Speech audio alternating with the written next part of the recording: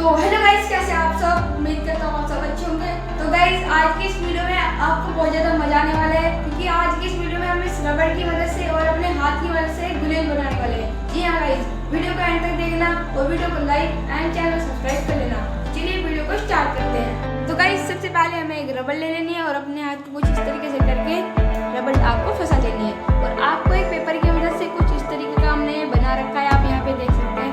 आपको बना लेना है और रबड़ को कुछ इस तरीके से करके हम इसको यहाँ पे फंसाएंगे और फंसाने के बाद गाइस हम इसको ऐसे मारेंगे। तो गाइस चलिए अब हम आपको इसकी टेस्टिंग करके दिखाते हैं। आप वीडियो को लाइक कर लेना और चैनल को सब्सक्राइब कर लेना। तो गाइस हमने कुछ इस तरीके के कप ले लेने हैं और हम आपको इनकी टेस्टिंग करके दिखाएंगे। पहले हम इसको वहाँ पे लगाते हैं। तो गाइस आप यहाँ पे देख सकते हैं हमने अपने हाथ में ले लिए और अब हम इसको मार के इस पर ट्राई करेंगे।